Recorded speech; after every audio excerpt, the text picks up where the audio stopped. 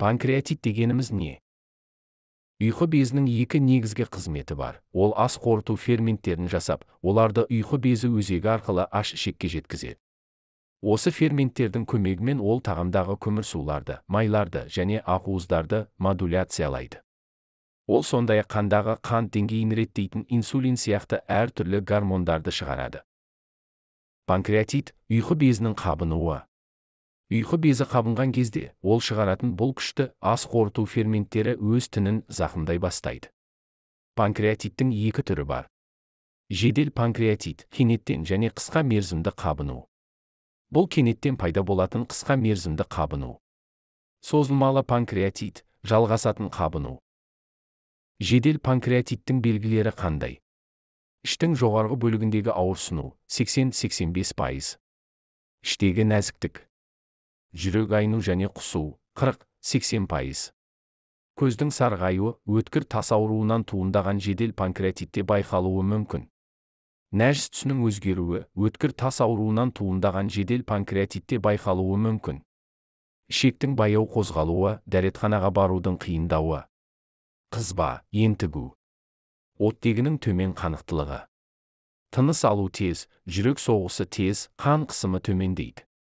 Зәр көлемінің төмендеуі. Жедел панкреатитті қалай анықтауға болады? 1. Іштің жоғарғы бөлігіндегі ауырсыну. 2. Амилаза қандағы липаза деңгейі жоғарғы шектен кем дегенде 3 есе жоғары. 3. Бейнелеу әдістері. КТ-мірт панкреатитті қолдаса. Осы 3 нәтиженің кем дегенде 2 болса, науқасқа жедел панкреатит диагнозы қойылады. Жедел панкреатиттің емі қандай? Емдеу кезінде ауызша тамақ қабылдау науқастың жағдайына байланысты біраз уақытқа тоқтатылады.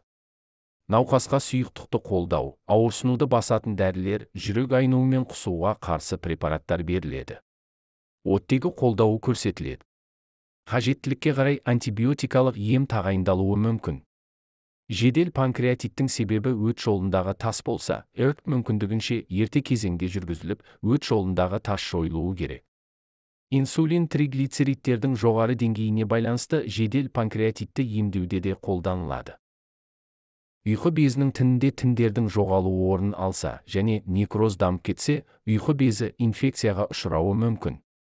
Бұл органның бұзылуына әкеледі. Бұл жағдайда антибиотикалық терапия тағайындалады. Жедел панкреатиттің ауыр және ауыр түрі мұқият бақылауды және қарқынды терапияда емдеуді қажет етеді. Некрозды тіндердің инфекциясы болған жағдайда дренажды орналастыру, немесе сирек жағдайларда өлі тіндерді алып тастау үшін операция жасау қажет болуы мүмкін.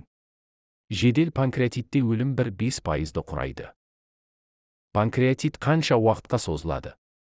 Жедел панкреатит әдетте бірнеше күнге созылады, дегенмен тіндердің жоғалуы да қосылатын некротикалық панкреатит сияқты ауыр жағдайларда қалпына келтіру бірнеше аптадан бірнеше айға дейін созылуы мүмкін. Жедел панкреатиттің қайталануын қалай болдырмауға болады? Өт тастарынан туындаған жедел өт панкреатитінде қайталанудың алдын алу үшін холецистектомия, өт қабын хирургиялық алып тастау жасау керек. Алкогольді тоқтату керек. Темекіні тастау керек. Дәрілік панкреатитте қоздырғышты қолдануды тоқтату және мүмкіндігінше қайта бастамау керек. Видео ұнаса арнама тіркеліп, өз пікіріңізді білдіре кетіңіз. Сіздің ойыңыз біз үшін өте маңызды. Рахмет.